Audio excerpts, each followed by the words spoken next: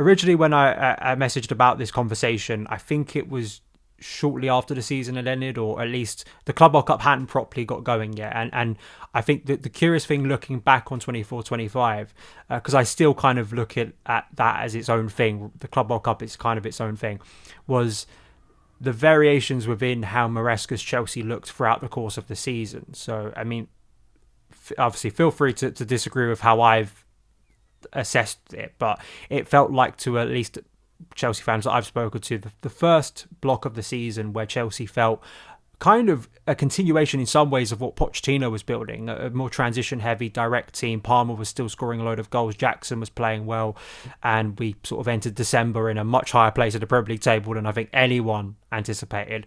Then you kind of hit that January to April, early April I'd say, where I guess Maresca has advertised the positional play that you discussed kind of really embeds itself, but the form and the results and the performances really start to tail off, and Maresca faces his harshest criticism. And then kind of from mid-April to May, Chelsea find, I guess, in some ways a combination of both. There's a lot more defensive improvement. We find big results even if we're not playing well, and we manage to get over the line with the Champions League qualification and also, of course, the Conference League win. Do you think that's a fair assessment? I think it's difficult, right? Because so many games get played, and there are probably individual games within all of that that contradicts what I've just said. But it did feel to me like there was a evolution of the team from start to finish. Yeah, I think that's fair. I think whenever you look back over a season, it's easy to try and draw too tight a narrative. So there's this all of which we're going to say now is going to be with the understanding that there's multiple factors at play. There's not really even one timeline. There's like lots of multiple intertwining timelines which go off in different directions. Not least because when a team is evolving, it's not simply when you go through the course of a season, you can't just simply say that what happened here was because the team changed what they were doing. Things outside of the control of the team will have changed as well, right? So, as you say, after starting out quite hot, a lot of teams would have changed the way that they approached playing against Chelsea, right? So, it's not even just going to be the case that Chelsea made a really conscious decision to maybe be a bit more patient in possession. I'm sure they did, but at the same time, there was the fact of teams, I think, sitting a bit deeper against them as well and posing them different problems. But yeah, I think going in and carrying on with what Pochettino is doing was probably the smart move from Maresca in terms of your team was set up to play more direct football. You have players who suit direct football more. I mean, all Premier League level footballers are going to suit direct football more, right? Because there's more space. They're better at decision making. They're better at speed of actions. So as a general rule, I think almost all elite Premier League players probably going to be pretty well suited to playing in direct transitional moments. With Arsenal fans talking about Erdegaard maybe being the exception to the rule there, but so that's one thing, right? So it's a good decision, I think, from Maresca to go in and just carry on that, make sure they get some sort of wins under their belt, make the most of it. But the reason why everyone doesn't play transitional football is because it is random a lot of the time. It is chaotic. So any team that goes in and wants to win games 4-3 will sometimes be on the end of a 3-4 result, right?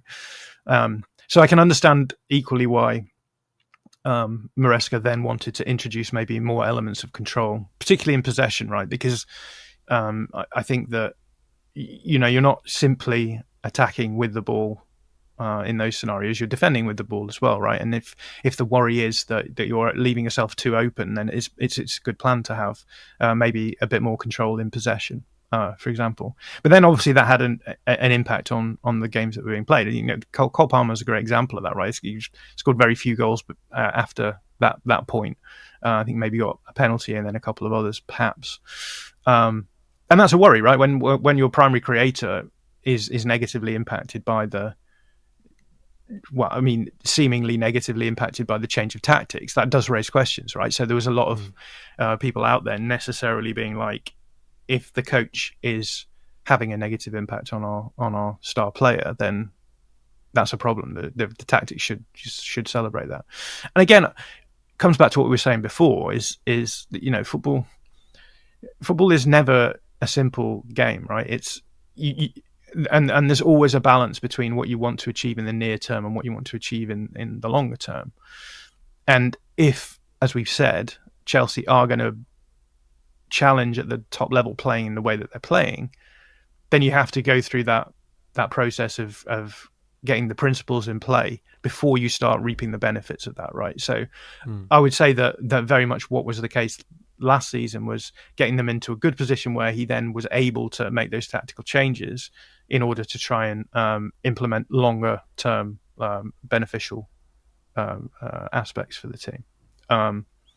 So yeah, I think that's that's one thing to say. The other thing to say probably is that there's definitely a personnel question as well about all of this, right?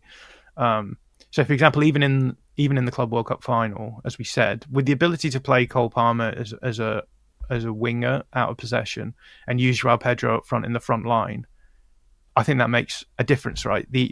So when we talk about defensive improvements, I actually didn't think that Chelsea necessarily improved hugely out of possession in the second half of the season.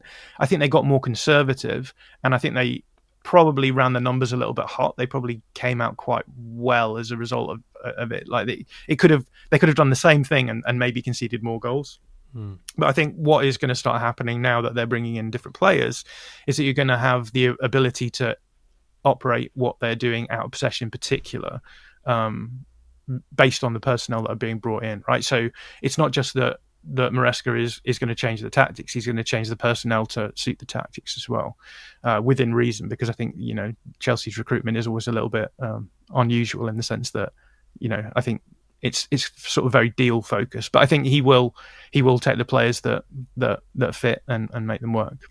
I think a good example of that is the set piece stuff, because I think it's very easy for people to look at a club like Chelsea and look at them in relative to where they are in the league and say they should be doing better from set pieces. But I think a lot of that comes down to personnel, right? If you look at the players that Chelsea played last season, there's very few and far between like good set piece specialists at both ends of the pitch. And I think that's something that will start to be addressed as well in the market too. So yeah, I think that the combination of what is going to happen from here on in is going to be tactical changes, but also personnel changes to benefit that. And yeah, I think that next season is the one where we're really going to get a good sense of just how good this Chelsea team are going to be under Maresca. And I think the consistency of having a coach in place for 2 seasons is just something that Chelsea haven't had for so long. They've never had it under the Clear Lake era, right? So, and I think that's where the strategy is going to look smart or not. I think because there's just so much upheaval all the time. I mean, even it's worth saying the other way around, right? If we're gonna allow negatives, like if you're constantly churning the squad and having players coming in and out, both signings in and out, but also loans out, it does work against what we're talking about, which is familiarity is a hugely important aspect to a coach trying to instill ideas, right? If you look at that PSG team, they were able to have a huge level of consistency in terms of the players that they had that were then able to learn the rotations, and then they were able to play that sort of fluid football that everyone finds so attractive. And I think the same question is going to be true for Chelsea. If you're like changing up enough, next season feasibly Nicholas Jackson won't be your starting forward. You've lost Noni Madueke, who I think was a big part of what was good about Chelsea last season. We've seen Palmer being moved across the pitch in loads of different roles. You're bringing in Jamie Gittins, which obviously is a positive thing, but it's another new player who's going to have to learn the system. And yeah, what happens with Joel Hatto? No one knows like what the intention is there for left backs. Could just be that you're going to use a rotational system, but at the same time, there's another player who has to learn the system again, right? So that is maybe an area that I'm kind of interested to see, like what's the short term effect of that? Does that sort of set them back a little bit? Does it get them back to having to go through a bit more paint by numbers period in order to get the advantages? But yeah. I think in general, like Chelsea fans should feel pretty positive about the overall trajectory there, but there are some little areas where maybe small questions can be raised. I guess as well, it's not just the unknown of a coach lasting and going into a second consecutive season under this ownership. It's also really the first Maresca second season. We don't really have any evidence at senior level football of a second Maresca season, what it looks like, and I think that's also the unknown of Champions League football, a new Champions League phase that Chelsea have never been in before, a group of young players that a lot of them have not experienced Champions League level before. It's not, I was saying this on a podcast the other day, like you've got to factor in, there are times in the past when Chelsea teams would miss out on the Champions League, but they had a group when they got back into the Champions League, usually about a season later, that had already experienced that, had maybe won titles in the Champions League before, had been in that competition year in, year out. So there was not a massive culture shock. And I think there is also maybe more expectation on Chelsea now because of that PSG win externally, but also internally. And I think there is a common consensus, at least from myself and others, that I think Chelsea fans go into the year with the expectation of not just qualifying for the Champions League. And it's not, I've not heard many people say to win the league. I think there is an ambition to get closer to the eventual champions, to actually not be scraping and kind of clawing over the finish line for fourth or fifth. So as we've said, like there's many variables that come into that. Like it might seem nice and seamless and the momentum's there for Maresca, but all those variables could make things challenging. To just jump back to what you said about Champions League football, I think one of the really interesting things about this season is that, like, obviously last season you had Conference League, which is hugely beneficial for a club like Chelsea, right? Where the big question is, how do you manage your squad? You were able to basically run a second team last season and keep them around at the club. I think that's going to be a real challenge for Maresca this season. How do you run a club who are in the Champions League, where you're obviously going to want to prioritise your best team both at the weekends and midweek? That's going to be a much harder challenge as well. So that's one thing to keep in mind. You mentioned the second season as well for Maresca, and I think, you know, if you consider sort of Maresca to be almost like very Mikel Arteta coded, in the sense that it's a sort of Pep Guardiola managing school graduate who's gone into a big club with relatively little experience, as you say, no second season yet.